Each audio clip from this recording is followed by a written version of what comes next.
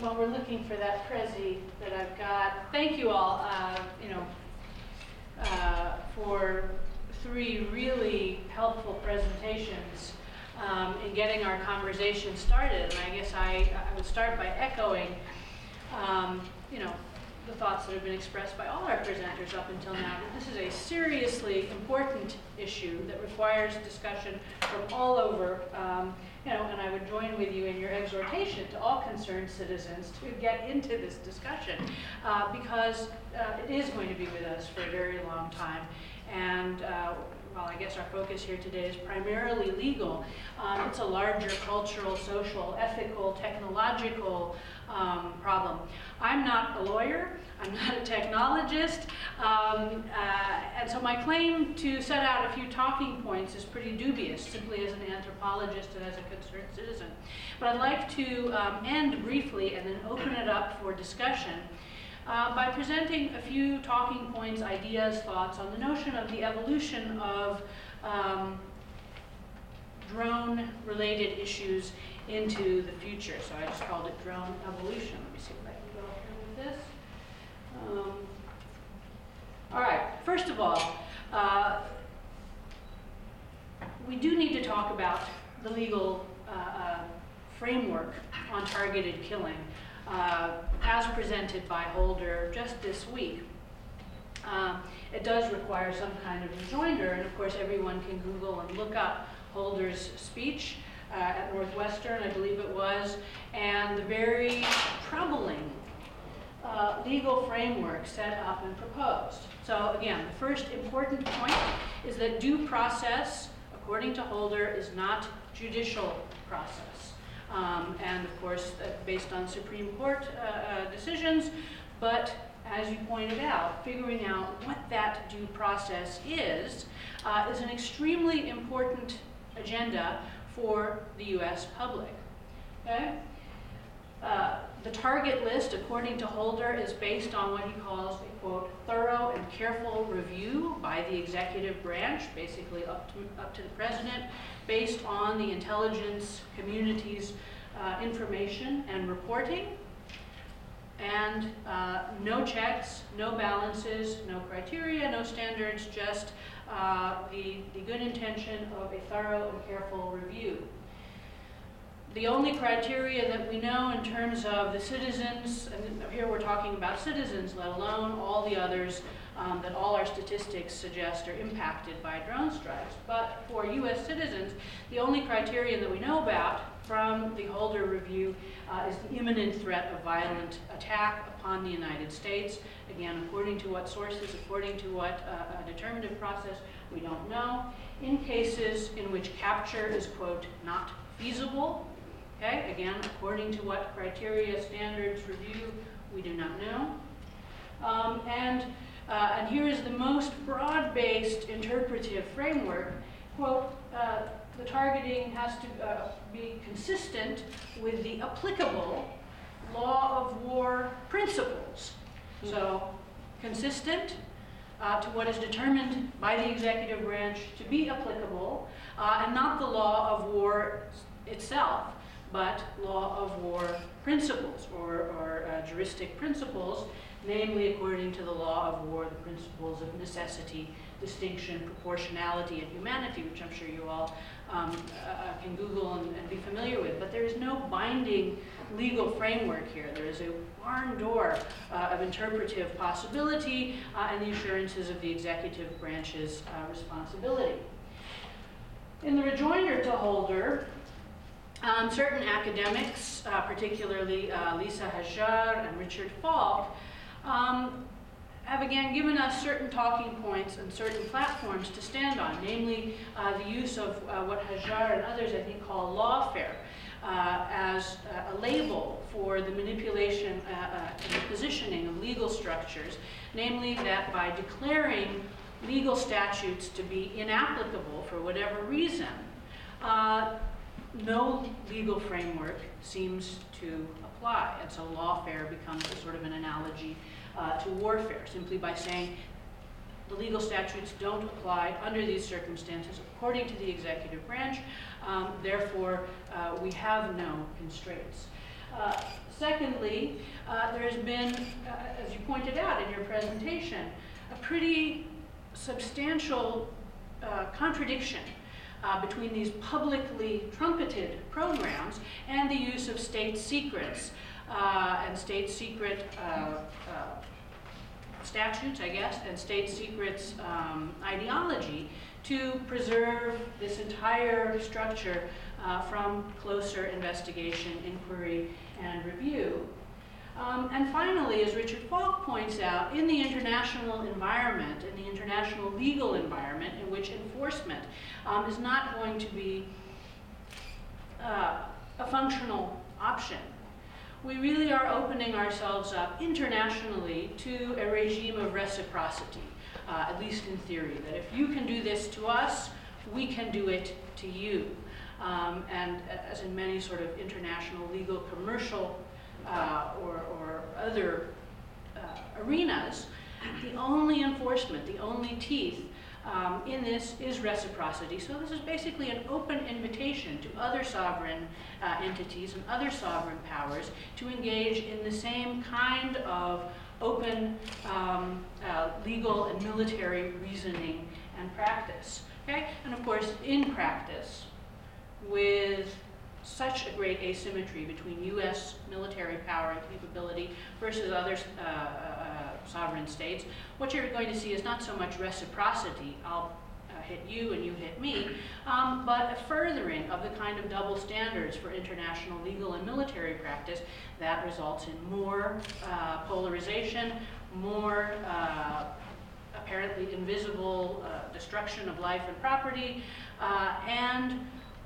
all the consequences of that in terms of recruitment, accidental guerrilla phenomenon, destabilization of international relations, et cetera, et cetera. As Glenn Greenwald put it, I think this morning or sometime recently, the president and his underlings are accuser, judge, jury, executioner, for a process that takes place from the perspective of the U.S. public in total secrecy, with no opportunity to know, let alone to confront the accusations against one. And in his immortal words, is that not enough due process for you? And this is something that I think every American citizen needs to actually think about. This has already begun to transcend the global war on terror, so-called, with all the future and coming domestic uses of drones, not just for targeted killings, but for surveillance and search and seizure. Again, the bulldozing of any kind of judicial due process is a very, very dangerous precedent, I think, that everyone should be quite concerned about. Looking at the future evolution of drone warfare, one of the most looming dynamics is that it is going to be driven by an open market. So if you just do a casual search, of course, and this is changing footing, because as Americans and American residents and citizens, it's pretty clear where one should be engaged. But if you just venture outside the American context for drone production, you will see that this is a thriving competitive marketplace, with Israel and China being the next biggest producers of drones, but everybody getting in on the act. So just a quick Google of international drone production will reveal that there are Iranian drone production programs, Turkish drone production programs. Azerbaijan is on track to produce 60 drones by the end of the year. And in fact, in this morning's Israeli news, an account that, in fact, the Syrian government, with all its preoccupations and troubles, has found the time to actually develop a drone which is now being used over the rebellion in Homs. So there are no brakes on this process, and it is driven by competition. And in that story about the Israeli-Syrian drone news, It wasn't clear whether these drones were Syrian drones. They were initially thought to be Israeli drones. So once you get a free market in which people are not just producing and using, but buying and selling and perhaps carrying out false flag attacks with drones, you have an immensely complicated future evolution that has less and less to do with the hugely important issue of targeted killing and more to do with proliferation of various kinds.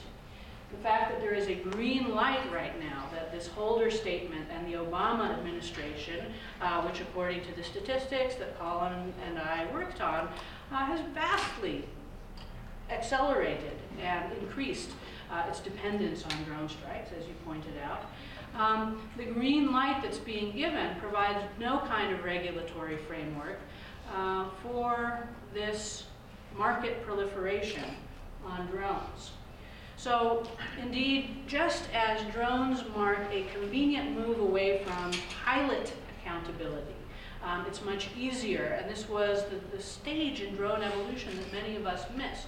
Again, it's much easier to kill people from a distance, as you point out. It's much easier to kill people if you're not putting a human pilot in harm's way. It's much easier to confuse the sources of cause and effect, accountability, decision-making with these long-distance joystick-type programs. And indeed, if I'm not mistaken, I think recent statistics show that the US military is now training and educating more drone pilots than they are traditional in-person pilots. And I think that we have actually crossed that boundary. So the trajectory is away from any kind of accountability. And this is enhanced.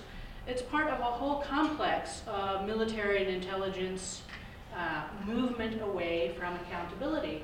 When you have an all-volunteer force, when you are dependent on elite forces, as Obama very much is with his elite Navy SEAL units and things like this, the military and the operations corps, whether in the military or intelligence service, self-selects for enthusiasts.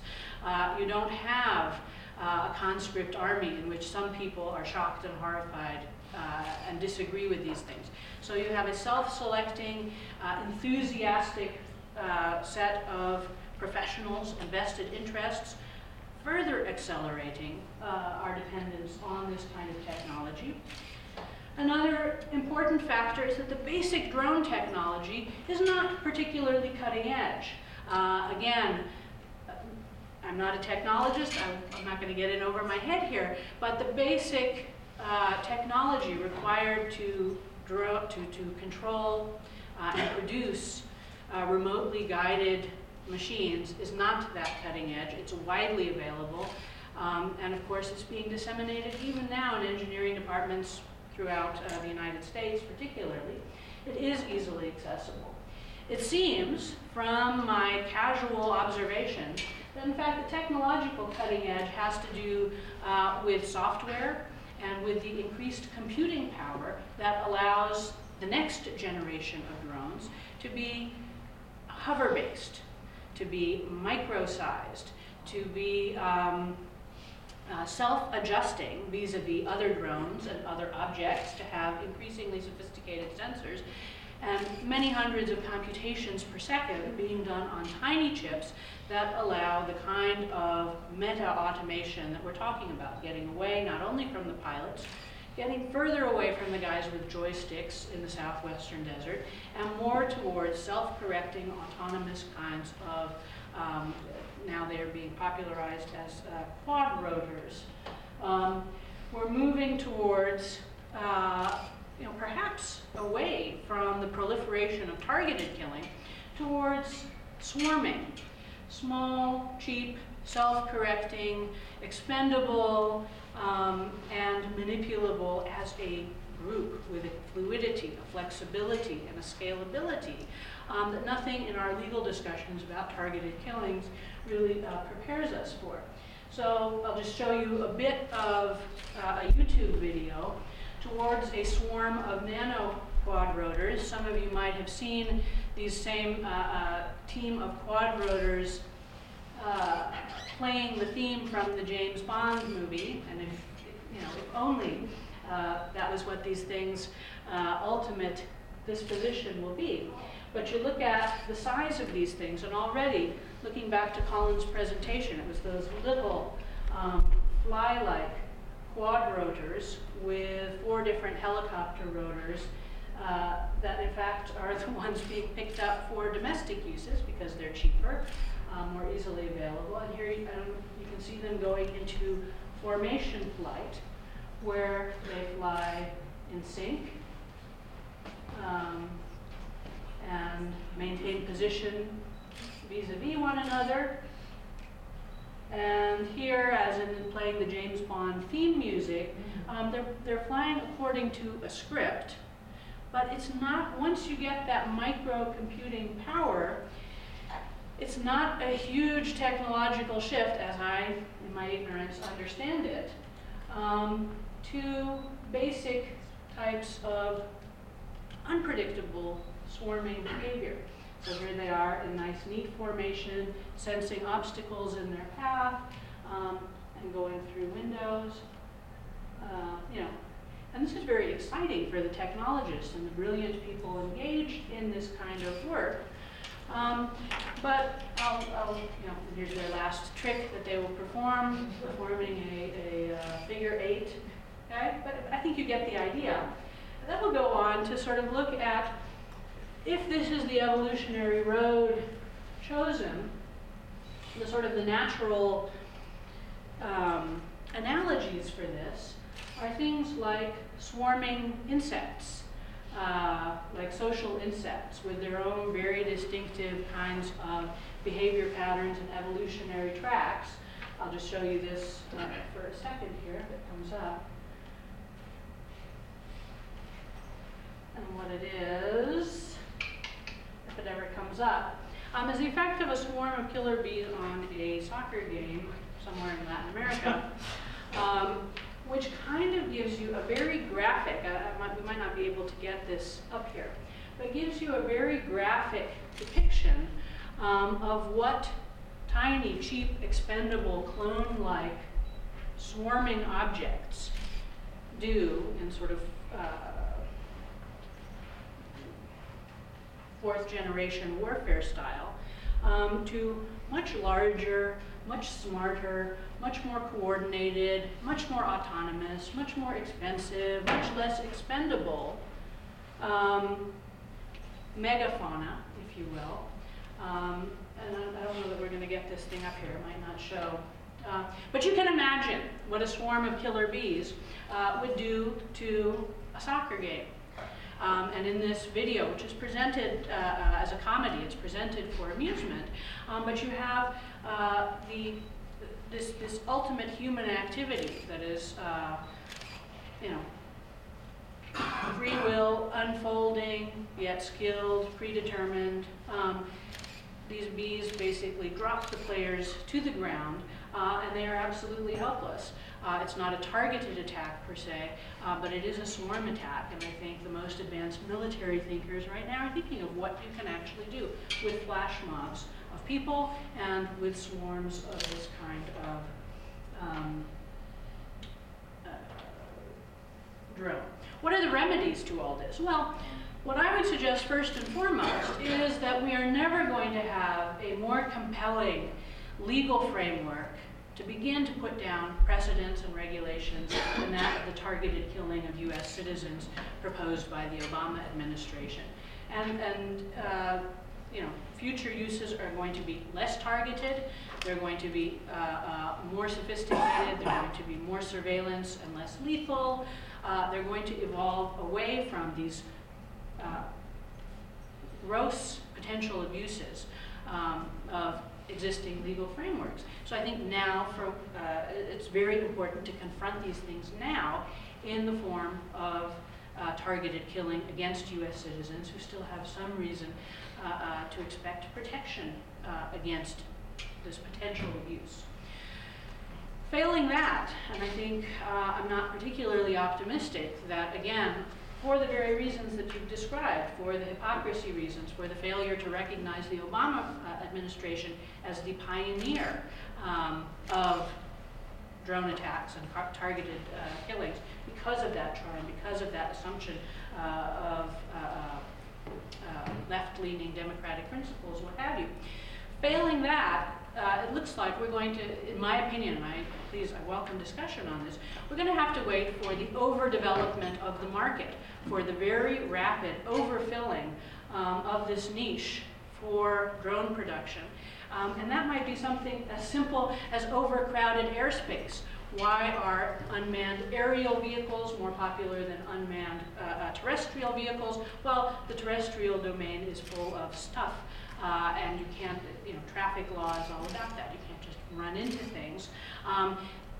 That third dimension is still open, although we are getting a lot of satellite space junk. It hasn't become a problem yet. It's going to be something like having too many drones in those overlapping footprints that begins to require some kind of regulation, if it doesn't happen at this particular moment. And then finally, when you have that rapid bubble in automated surveillance and lethal technology, eventually it will bring diminishing returns.